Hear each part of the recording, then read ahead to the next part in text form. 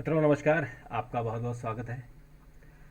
मित्रों, आज देश में बड़ी एक आतंकवादी घटना घटी है।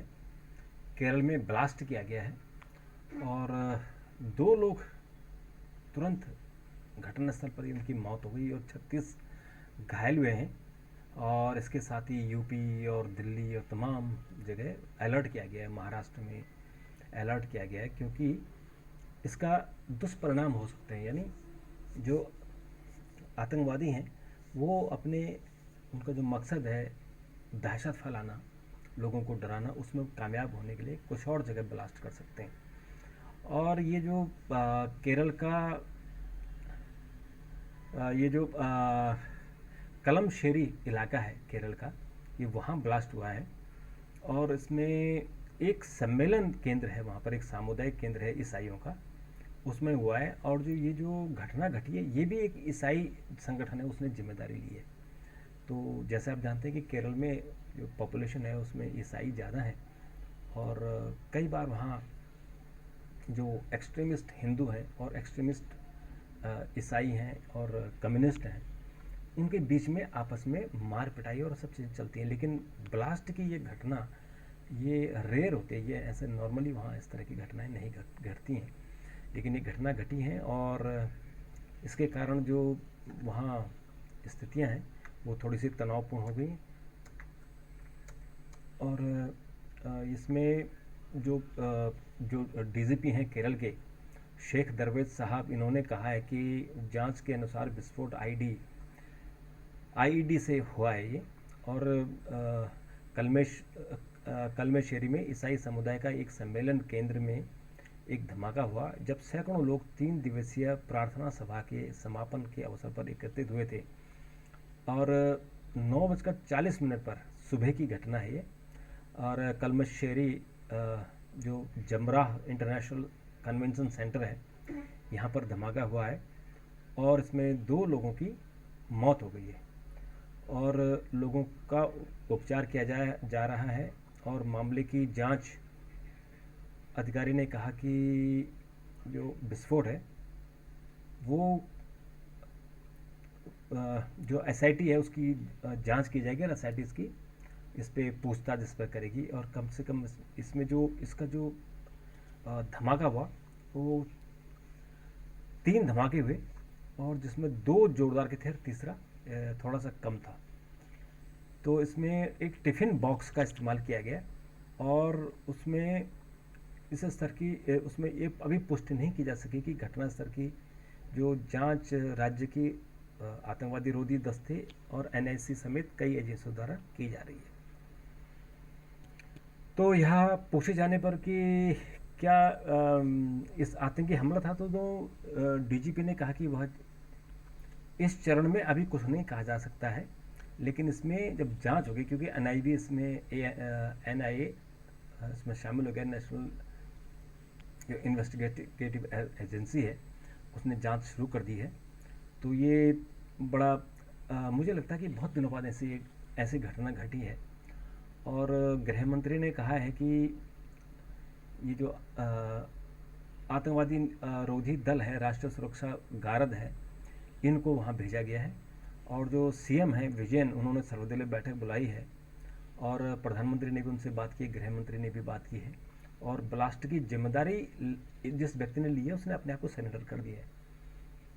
और ईसाइयों के यहोवा एक संगठन है उनका, यहोवा, ये जो ईसाइयों को यहोवा, जो ये कन्वेंशन होता है, जो 3 दिन का इनका सम्मेलन होता है, इस सम्मेलन का इसको यहोवा बोलते हैं। जो आज जहाँ विस्फोट हुआ, जो कन्वेंशन सेंटर में लोग वहाँ एकजुट थे, तो ये जो है कलमेशेरी एक जगह है, वहाँ होता है।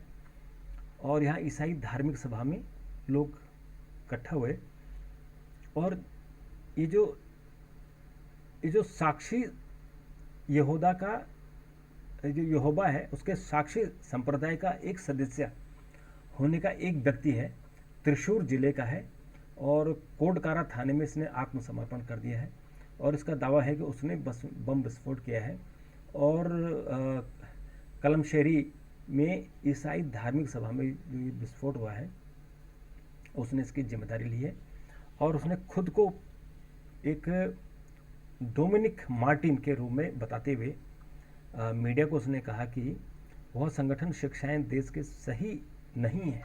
वो कह रहा है कि जो हम एजुकेशन हमारा सिस्टम वो सही नहीं है, इसलिए उसने विस्फोट कराया है और वह व्यक्ति वर्तमान में एक संगठन का हिस्सा नहीं है। जबकि जो टीवी चैनल बता रहे हैं कि ऐसा ये व्यक्ति ऐसा नहीं है कि जो जिस संगठन का ये बता रहा है अपने आप को यहोवा संगठन का, ये उसका आदमी नहीं है और अभी सब जांच होगी तो पता लग जाएगा। और मित्रों, ये आज एक और घटना विजयवाड़ा में घटी है कि वहाँ एक ट्रेन जो है डिरेल हो गई है, तो उसमें भी अभी हताहत की संख्या का पता नहीं चला, लेकिन वहाँ प्रधानमंत्री ने रेल मंत्री से बात की और उनसे पूछा है कि वहाँ पे क्या स्थितियाँ हैं, उसको ज़रा आप बताइए। तो मित्रों, ये तो दुखद घटना है और इसके अलावा मित्रों जी आज आपको पता है कि हमारे देश में 5 राज्यों के चुनाव चल रहे हैं और उसमें सभी दल, कांग्रेस, बीजेपी और अन्य दल अपने अपने तरीके से काम कर रहे हैं। तो आज राहुल गांधी ने रायपुर में घोषणा की कि जैसे ही दोबारा सरकार आती है मौजूदा, तो मौजूदा स्वास्थ्य सहायता योजना के तहत गरीबों को 10 लाख रुपए का एक मुफ्त इलाज की सुविधा दी जाएगी और किसानों को 10,000 रुपये नकद दिए जाएंगे। यानी जो प्रधानमंत्री मोदी देते हैं वो 6,000 रुपये देते हैं, इन्होंने कहा हम 10,000 रुपये देंगे और जो इनकी किसानों की उनकी उपज है उसे निर्यात करने में मदद के लिए छत्तीसगढ़ एक अंतर्राष्ट्रीय हवाई अड्डा भी बनाएगा ताकि वहाँ से एक्सपोर्ट कर सकते हैं। मुझे लगता है ये अनरियलिस्टिक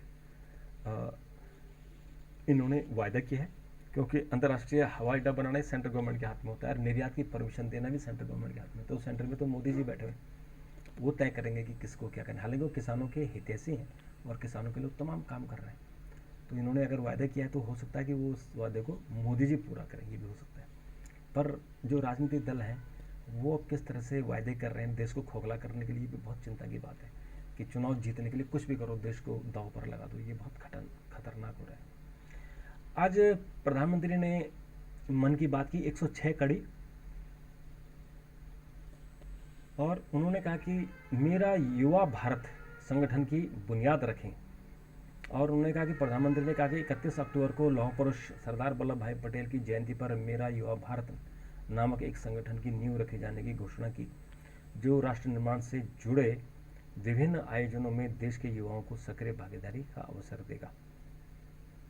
तो अब इन्होंने नई कर दी, अभी मेरा माटी मेरा देश चल रहा है, वो भी 31 तारीख को समापन होगा और तमाम चीज़ें इस तरह से उन्होंने सबको इन्वॉल्व कर रखा है। तो आज एक नया चीज़ इन्होंने मार्केट में फेंक दिया है, मेरा युवा भारत। और मित्रों, जो हमारा चुनाव आयोग है वो बहुत चिंतित है कि तमाम कोशिशों के बावजूद क्यों नहीं वोट प्रतिशत बढ़ रहा है। तो उन्होंने भी राजकुमार राव को ब्रांड एम्बेसडर बनाया और अब उन्होंने एक नया सगोफा दिया है कि हम भारत हैं, भारत है मुझ में, हम हैं ताकत, ताकत है मुझ में। इस स्लोगन के साथ वो मार्केट में जाएंगे और जो 5 राज्यों के चुनाव हो रहे हैं वहाँ लोगों से बात करेंगे और लोगों को जो वोट परसेंटेज है, जो करीबन 61 to 62% ही है, इससे ज़्यादा वोट नहीं पड़ता है इन राज्यों में, तो उसको हमें बढ़ाना है। और मित्रों,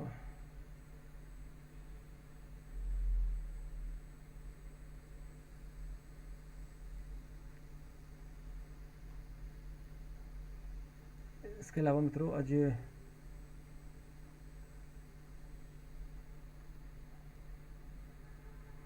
कुछ और खबरें हैं।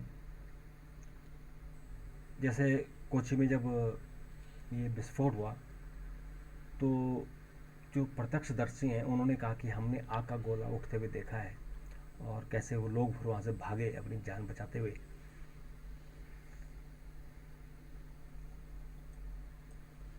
और ये स्तब्ध करने वाली, क्योंकि प्रार्थना केंद्र है और आज संडे है, संडे को ईसाई समुदाय चर्चों में जाता है और वहाँ पूजा करता है और वहाँ इस तरह की घटना वाकई बहुत ही दुखद है। और महिला उद्यम की अद्भुत मिसाल बेलागवी बाजार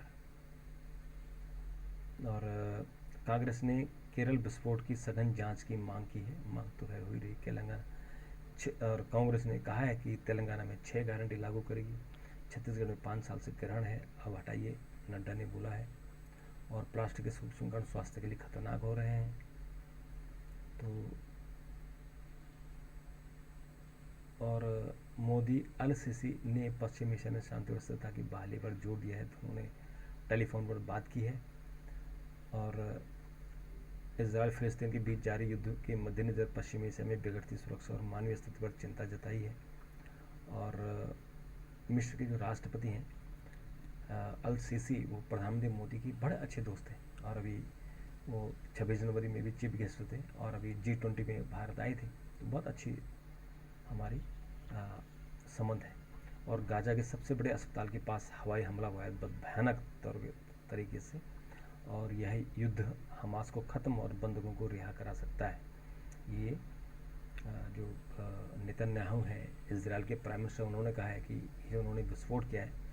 अब ये अंतिम चरण में युद्ध है। युद्ध क्या है, वो तो एक तरफा है। हमास तो लड़ ही नहीं रहा है और पब्लिक तो वैसे भी नहीं लड़ रही है, पब्लिक मर रही है। हमास तो आतंकवादी संगठन है, अब इसको ये मारे जा रहा है। तो अच्छा कि हमास को ख़त्म करना चाहिए, क्योंकि आतंकवादी संगठन को तो ख़त्म, लेकिन जो आम पब्लिक मारी जा रही है वो नहीं मरनी चाहिए, वो बहुत दुखद है। और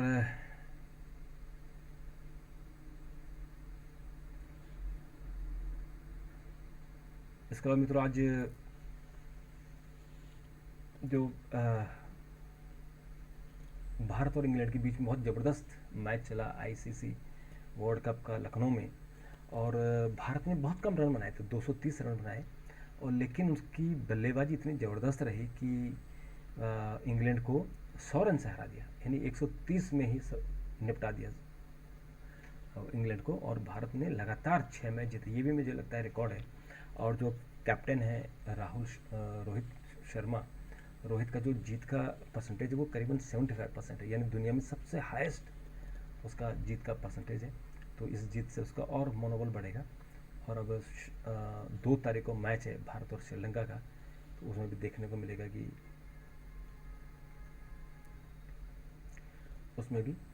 मिलेगा कि क्या इसमें आगे हो सकता है।